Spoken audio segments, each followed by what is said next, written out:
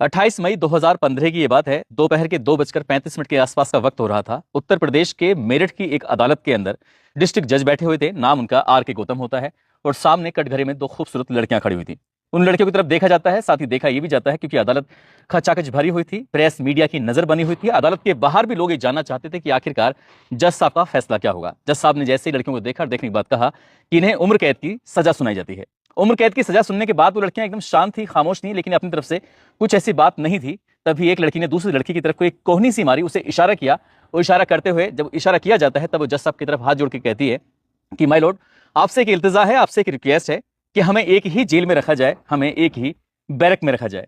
इतनी बात सुनने के बाद जज साहब ने जो फैसला दे दिया था तो उसको दे दिया था।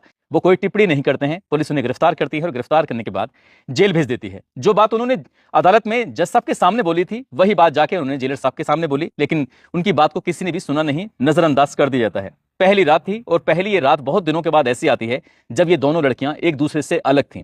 बस ये रात काटना भारी पड़ जाती है। अगला दिन निकलता है, इन दोनों लड़कियों ने हंगामा करना शुरू कर दिया।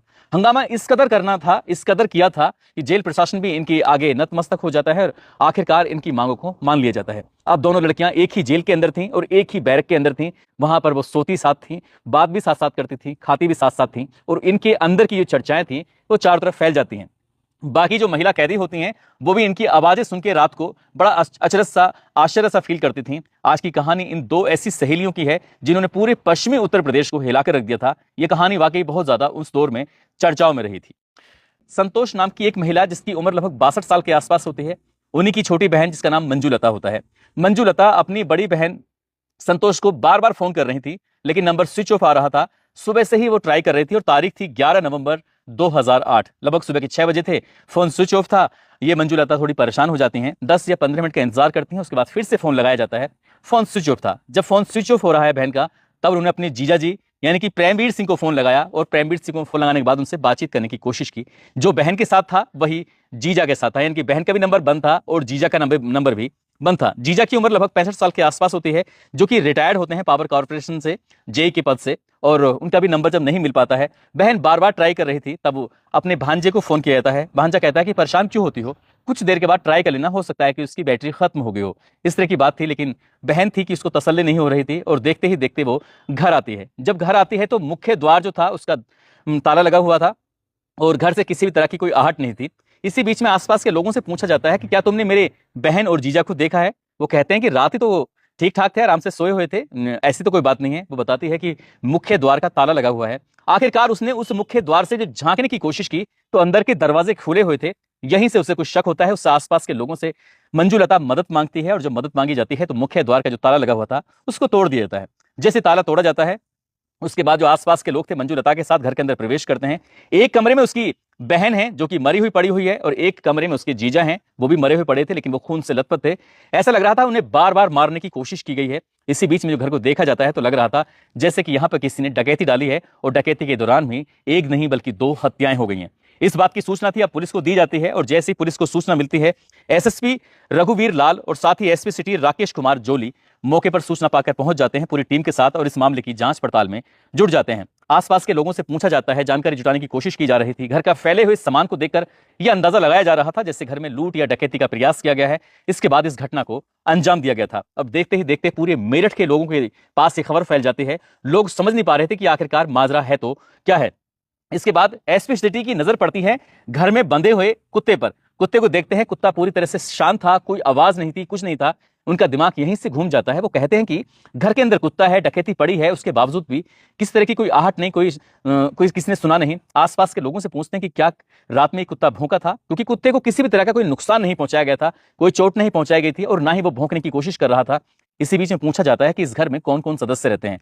माँ, बाप, इनके अलावा उनके 2 बच्चे भी हैं। एक बेटी का नाम है जिसका प्रियंका सिंह है, एक बेटा है जिसका नाम गौरव सिंह है।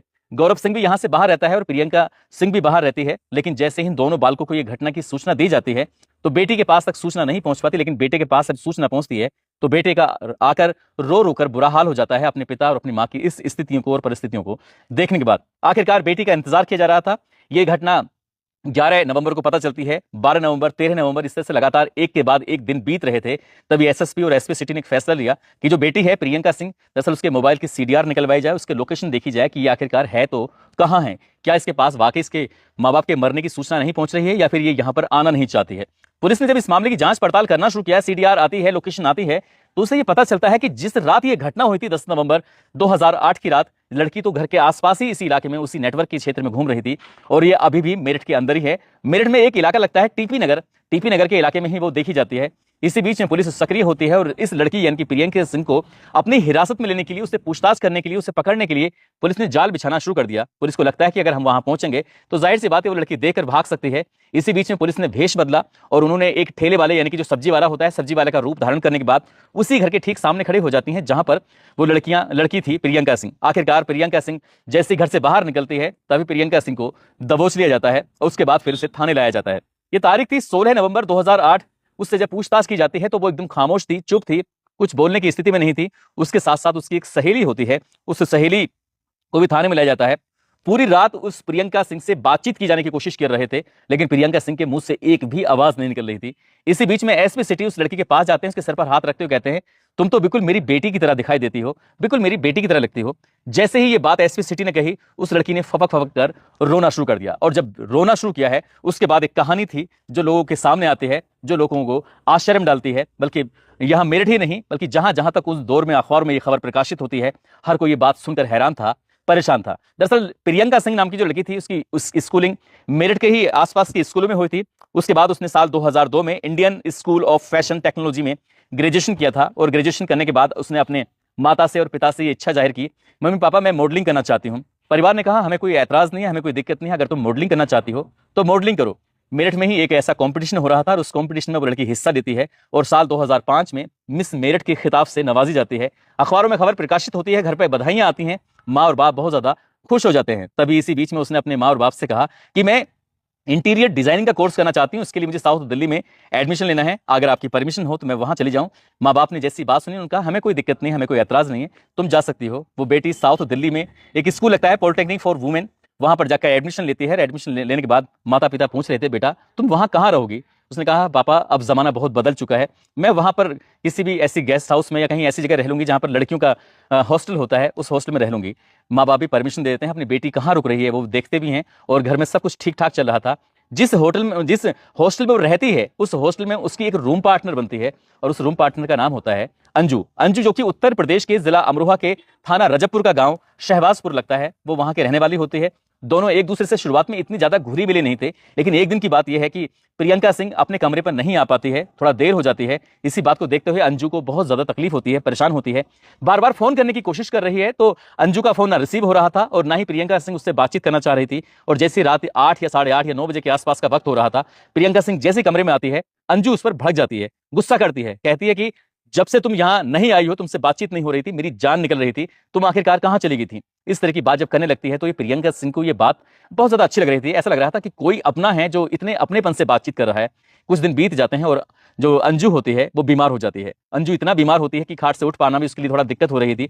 इसी बीच में प्रियंका सिंह ने उसका ख्याल रखा, उसका खाना हो, उसका नहलाना हो, उसके कपड़े बदलना हो, ये सारा काम ऐसे कर रही थी जैसे कि कोई बहुत ही ज्यादा खास होता है। और इसी बीच में इन दोनों में इतनी ज्यादा गहरी दोस्ती हो जाती है कि अंदाजा ही नहीं था, वो एक दूसरे को आई लव यू भी बोल देते हैं, यानी कि एक दूसरे को वो प्यार कर बैठते हैं। अब साथ खाना होता था, साथ रहना होता था, मौका मिलता था तो साथ सोते भी थे और जैसे पति और पत्नी होते हैं इस तरह से वो रहते थे। उन्हें खुद ने अंदाजा नहीं था कि ये सब अचानक से कैसे हो गया। इतने ज्यादा उनके रिश्ते करीब हो जाते हैं, लेकिन उनकी शादी की उम्र भी हो रही थी। इसी बीच में कहते हैं कि हम लोगों की शादी हो जाएगी तो हम कैसे रहेंगे, समाज परिवार इस बात की इजाजत नहीं देगा। तभी जो अंजू होती है उसके दिमाग में खुरापाती ख्याल आता है। वो कहती है कि 5 साल छोटा मेरा भाई है, मैं तुम्हें उसका नंबर देती हूं और तुम उससे बातचीत करना शुरू करो, यानी कि उसे बातचीत करके उसे प्रेम की जाल में फंसाओ। उसने अपने ही सगे भाई जिसका नाम अजेंद्र होता है, अजेंद्र को वो बातचीत में ऐसा उलझाती है लड़की प्रियंका सिंह की, उससे प्यार मोहब्बत कर बैठती है और प्यार मोहब्बत का नाटक ही था।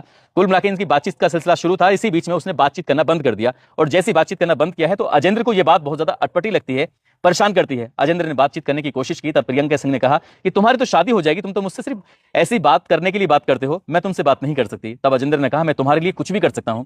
बात अगर कुछ भी करने की थी तो उसने कहा कि तुम मुझसे शादी कर लो, यानी कि कोर्ट मैरिज कर लो। बस इतना कहना था कि अजेंद्र ने उससे कोर्ट मैरिज कर ली। और कोर्ट मैरिज का मतलब यही था कि अजेंद्र घर से बाहर रहता था, ये दोनों लड़कियां आराम से अमरोहा रह सकती हैं, और यही उन्होंने सोचा था और यही सोचकर उन्होंने शादी की थी। और ऐसे ही जब चल रहा था, कर रहे थे इस रिश्ते को लेकर, जो ये अंजू होती है, ना तो उसके परिवार वाले खुश थे और ना ही प्रियंका सिंह के परिवार वाले खुश थे। दोनों में ठन जाती है और दोनों परिवार इस बात से नाराज थे। लेकिन कुछ वक्त बीत जाता है और घर से प्रियंका सिंह भी और अंजू, ये दोनों नाराजगी के बाद दिल्ली चले जाते हैं, दिल्ली रहने लगते हैं। जैसे ही प्रियंका सिंह ने शादी की तो उसके पिता ने, उसकी माता ने उसको अपनी संपत्ति से, अपने आप से पूरी तरह से बेदखल कर दिया और जो संपत्ति थी वो सब कुछ अपने बेटे के नाम कर दी। ये बात जब इस लड़की को पता चलती है, प्रियंका सिंह को, तो थोड़ा अजीब लगता है, गुस्सा आता है। दिल्ली में रहते रहते जब तक रहते हैं, जब उनके पास पैसा होता है और पैसे जैसे खत्म होते हैं, तो उन्होंने अप्रैल 2008 में उस दिल्ली को भी छोड़ दिया और पढ़ाई भी छोड़ दी और सीधे आकर मेरठ के टीपी नगर में किराए पर रहने लगते हैं। और ये तारीख थी 10 नवंबर 2008 की रात, लगभग 8:30 बजे के आसपास का वक्त हो रहा था। इसी बीच में जब पैसे खत्म हो जाते हैं, तब प्रियंका सिंह ने कहा कि मेरे बाप की संपत्ति में मेरा भी अपना कुछ अधिकार है,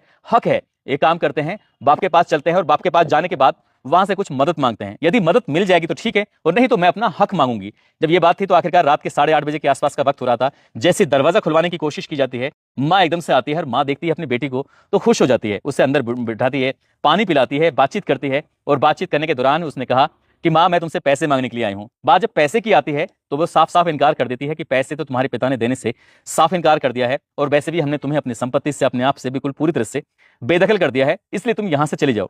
जब इस तरह की बात थी तो बेटी को थोड़ा गुस्सा आने लगता है। माँ उससे भी थोड़ा नाराजगी से बात कर रही थी, गुस्से से बात कर रही थी, चीख कर बात कर रही थी। इसी बीच में जब माँ बेटी में झगड़ा हो रहा था तो माँ ने एक बार नहीं बल्कि कई बार कहा कि तुम्हारे पिता तुम्हारे बारे में बिल्कुल सही कह देते हैं, तुम नाजायज औलाद हो। जैसे ये बात उसने सुनी, इसे इतना गुस्सा आता है कि बचपन से इस शब्द को वो बार बार सुनती थी, नाजायज औलाद। जैसे ही उसने ये सुना, उसने कहा माँ अपना मुंह बंद रखो। माँ जोर जोर से कहने लगती है कि तुम्हारे पिता सही कहते हैं कि तुम सचमुच नाजायज औलाद हो, पता नहीं कैसे मेरी कोख में तुमने जन्म ले लिया। माँ और बेटी में कहा सुनी होती है और बेटी को इतना ज्यादा गुस्सा आता है, वहीं एक कपड़ा रखा हुआ था, अपनी माँ के मुंह में वो कपड़ा ठूंस देती है ताकि माँ चीखे ना, ताकि माँ चिल्लाए ना। जब बात यहीं पर नहीं थमती है, तब एक कपड़ा लेकर उसके माँ अपनी माँ के गले में डाल देती है और उसे तब तक दबाती है, तब तक खींचती है जब तक क्या माँ का शरीर ठंडा नहीं हो जाता। इसी बीच में माँ के मुंह से और नाक से खून बहने लगता है, उसे फिर डर लगने लगता है। वहीं पास में क्रीम रखी हुई थी, उसे लगा कि शायद माँ को ज्यादा चोट लगी है। जहां चोट लगी थी आखिरकार उस माँ क्रीम लगा रहे थे। इसी बीच में उसके पिता प्रेमवीर सिंह भी मौके पर आ जाते हैं और जिस हालत में देखते हैं, उस हालत में देखने के बाद बड़े गुस्से में यहां से निकलते हैं, कुछ करने की स्थिति में, चीखने की स्थिति में, चिल्लाने की स्थिति में। तब ये दोनों लड़कियां यहां से, अंजू और प्रियंका, उठती हैं, सीधा वो दूसरे कमरे में जाती हैं। तब प्रेमवीर सिंह ने मारने की कोशिश की, उम्र उसकी लगभग 65 साल के आसपास थी और दोनों लड़कियां जवान थी, उनका मुकाबला कर नहीं पाए। इसी बीच में दोनों लड़कियों ने मिलकर एक के बाद एक धारदार हथियार से वार करना शुरू कर दिया, कुछ भारी वस्तु भी मारनी शुरू कर दी और वो तब तक मारते रहते हैं जब तक क्या प्रेमवीर सिंह मौके पर दम नहीं तोड़ देते। घर के अंदर लगभग एफडीआर रखी थी 6 लाख रुपए की और 50,000 रुपए की नकदी थी, बड़ी मात्रा में जेवरात रखे हुए थे, उसको वो वहां से समेट कर वहां से निकल जाते हैं और मेरठ के टीपी नगर में रह रहे थे। हर दिन का अखबार पढ़ते थे ये देखने के लिए कि पुलिस की कार्रवाई आखिरकार कितनी चल रही है। लेकिन पुलिस ने टेक्नोलॉजी की मदद से आखिरकार इन दोनों लड़कियों को गिरफ्तार किया और गिरफ्तार करने के बाद जेल भेज दिया। इसी बीच में जेल में रहते रहते लगभग 756 दिन के आसपास ये जेल में रहते हैं। शुरुआती दौर में 2010 की बात है, शुरुआत में इसको प्रियंका सिंह को जमानत मिल जाती है और अंजू को जमानत नहीं मिल पाती है।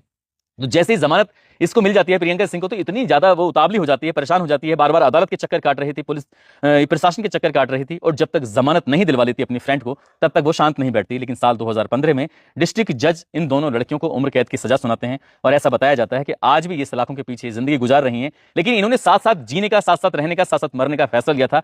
आज भी ये बताया जाता है कि एक ही जेल के अंदर रहती हैं और एक ही बैरक के अंदर रहती हैं और एक ही साथ सोती हैं और आसपास जो कैदी होती हैं, अब उनके अंदर भी एक आदत सी पड़ चुकी है कि जब इनकी ऐसी ही आदत है तो इसमें क्या कर सकते हैं। दोस्तों, इस पूरे घटनाक्रम को सुनाने का उद्देश्य किसी को परेशान करना नहीं है, किसी का दिल दुखाना नहीं है, बल्कि आपको जागरूक करना है, आपको सचेत करना है। उस दौर में ये लेस्बियन का नाम बहुत कम लोग जानते थे, कम लोग सुनते थे कि कोई लड़का लड़का आपस में प्यार कर सकता है, कोई लड़की लड़की आपस में प्यार कर सकती है। इस तरह की कहानी जब ये आई थी तो सोशल मीडिया का वो दौर नहीं था, लेकिन प्रिंट मीडिया का और न्यूज चैनल का दौर था। उस वक्त ये खबर बहुत ज्यादा प्रकाशित हुई, बहुत ज्यादा टीवी पे चली थी, लोगों के बीच में चर्चा का विषय बनी हुई थी। बहुत सारे लोग ऐसे होंगे जो इस कहानी को जानते होंगे। इस कहानी का कोई हिस्सा मुझसे छूटा हो तो कमेंट करके जरूर बताएं।